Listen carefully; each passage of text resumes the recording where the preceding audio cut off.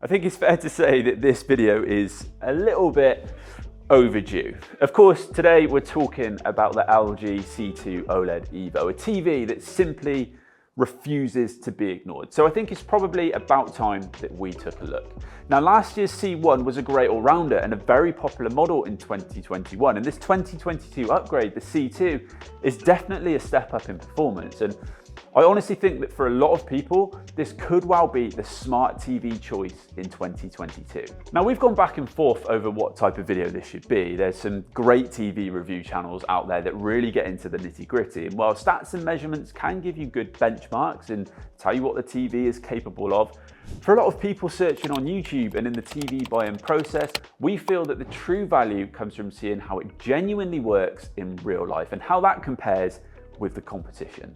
So we'll be sticking to our roots on this video, providing genuine, helpful advice for average consumers wanting to make smart choices with their money and find the right products for them. As always, links to the shop are here and down in the description if you want to support us. So, quick breakdown. The C2 sits within LG's range of OLED TVs, but now steps up to OLED Evo, joining the more expensive Gallery Edition G-Range flagship TV, the LG G2.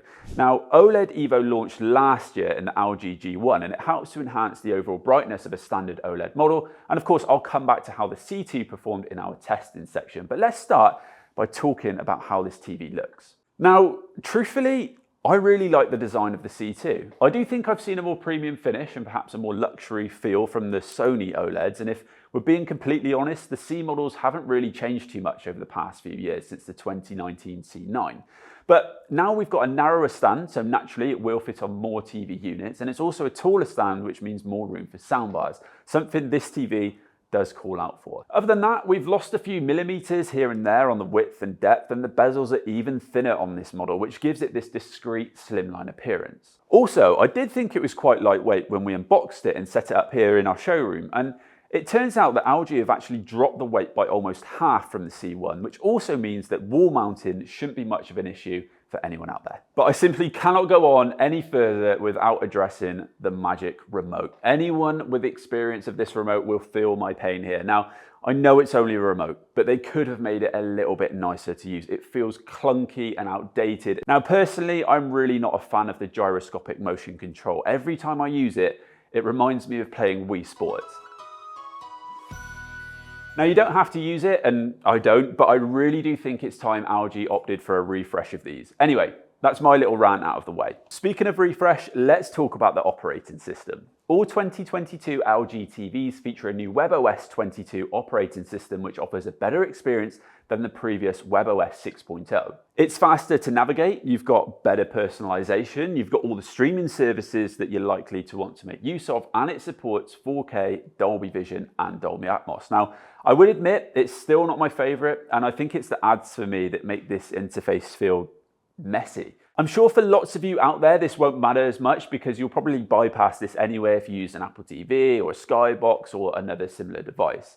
Now, one thing I do like about this OS, having said that, is the always ready mode, and in particular, the ability to use the built-in mics to check the weather without turning the TV on, which I think is a nice feature. If we take a look at the back of the TV, we've got our USB ports, an optical digital audio out, and a few extra connections. You've also got your HDMI ports here, and this TV has 4 2.1 ports, which is great, and I'll come back to that in more depth in our gaming section.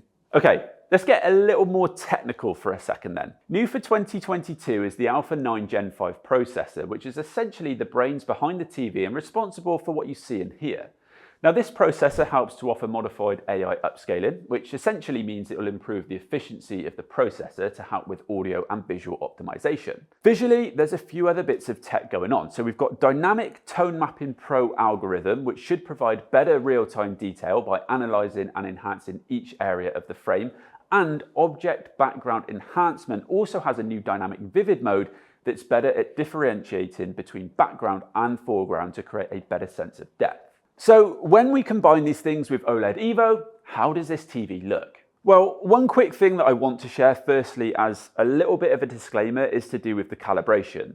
I've seen plenty of people online saying that this TV needs to be calibrated to get the best out of it, and that's definitely true. Calibrating it yourself, obviously if you know how to do it properly, or getting a calibrator in will deliver a better performance, no question about it. However, we don't think that the average consumer is going to be doing that, and so our testing will be around the out-of-the-box settings with maybe a few very simple tweaks to make it accurate for the majority of consumers. So, in terms of picture modes, there's lots of choice, and that can be a good or a bad thing.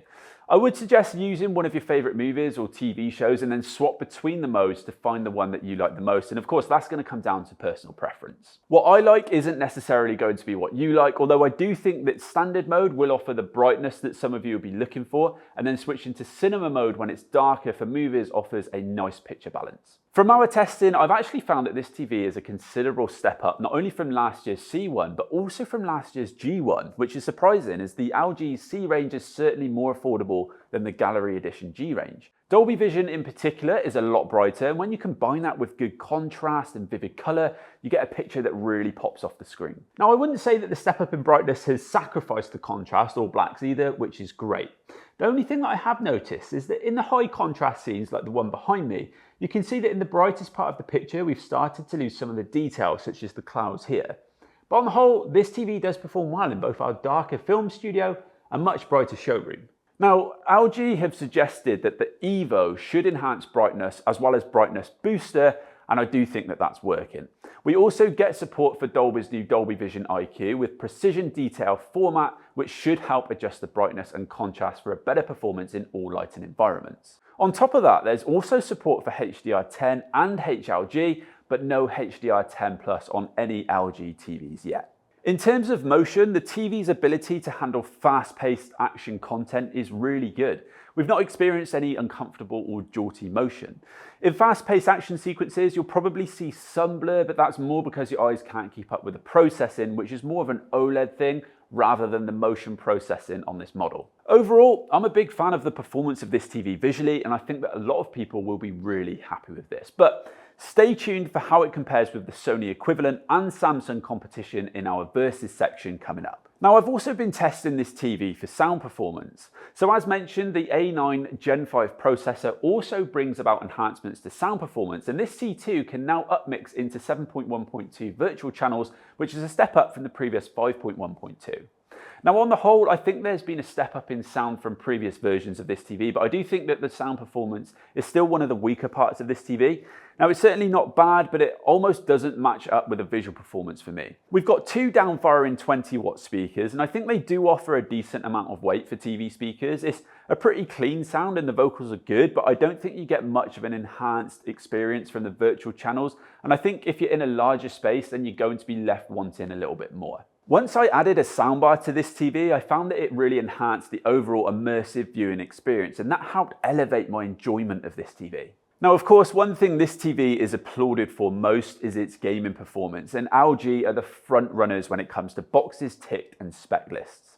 They haven't made a lot of improvements for gaming on this C2, and in all honesty, that's because they didn't really need to. We've got 4 HDMI 2.1 inputs, so that's already a strong start as most competitors only offer 2. Now, those HDMI 2.1 inputs support 4K 120 frames per second, VRR, ALLM, and also step up from 40 gigabits per second to 48. Now, right now, that's not really noteworthy as there isn't any commercially available source that outputs at that maximum 48 gigabits per second, but it's good future-proofing and evidence that LG are staying ahead of the game, which is somewhere they clearly like to be. We've also got G-Sync and support for HDIG, which means that you're going to get better HDR accuracy, and we've got a very low input lag of under 10 milliseconds.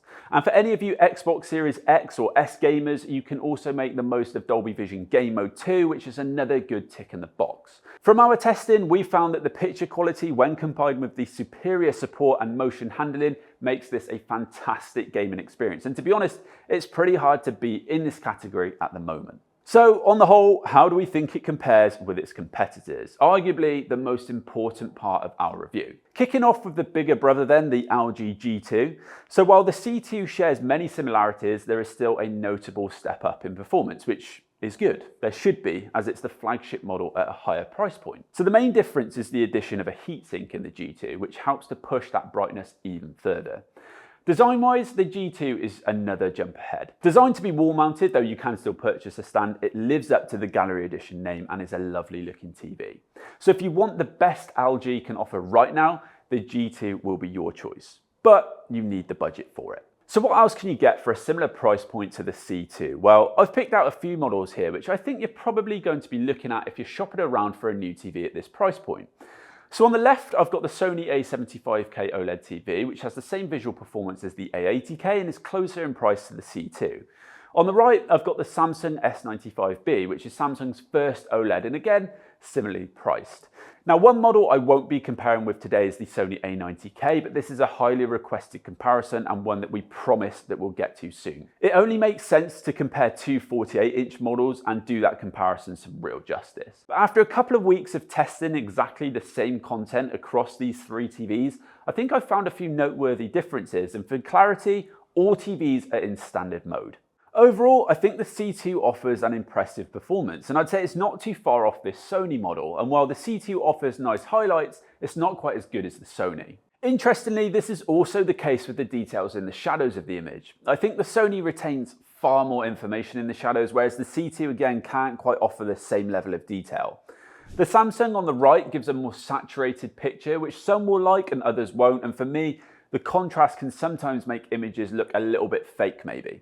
The Samsung does offer visibility in the shadows, but again, it's not to the same quality for me as the Sony image.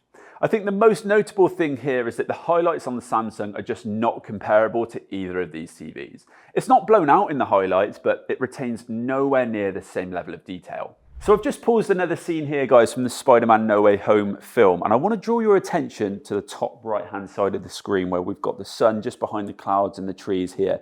So on the Sony, it's a really warm, bright picture. You can see the details up in the clouds here. We've got the pinks coming through, the warmth, and especially down here in the foreground as well, you can make out all the oranges on the leaves and the trees in the foreground. So overall, a very nice, bright, warm, nicely saturated image. So if we take a look at the C2, quite similar in a number of ways. When we take a look at like the sharpness and clarity, I don't think there's too much difference, but there is a big difference in color. So on the C2, it's nowhere near as saturated or as warm. We've still got some colors coming through, like the pinks in the clouds, which look really nice, but the overall picture profile is slightly cooler and it's a little bit more green than the Sony. And then finally, if we take a look at the Samsung, this is where things are massively different. You can see it's very saturated, much warmer than both the Sony and the LG.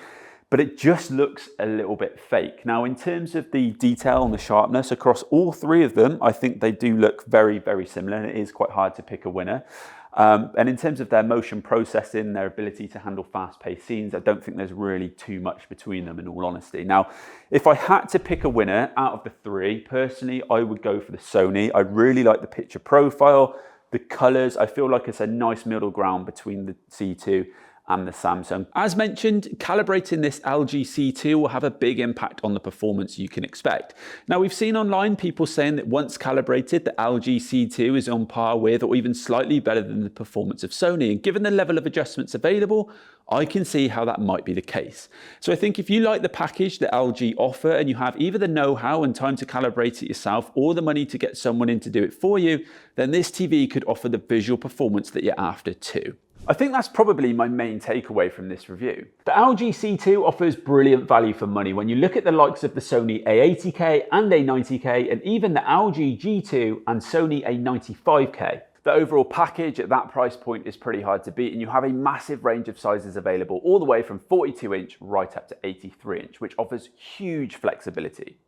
It doesn't offer better picture quality over the Sony for me, and I think that there will be people out there who will prioritize the picture and therefore should go for the Sony. And truthfully, I would put myself in that group of people too. But I genuinely wouldn't be disappointed with the C2, and I can see how this is one of the most talked about OLED options this year. Plus, you've got the option of calibrating it to take it up another level. It's a tough call and definitely not one that I can make for you, but I'd love you guys to help each other out down in the comment section below. Share your thoughts, and if you've got any of the models that we've mentioned in this video, then let us know why you chose that model and how you're finding it. Thank you all very much for watching, and I'll see you guys down in the comments.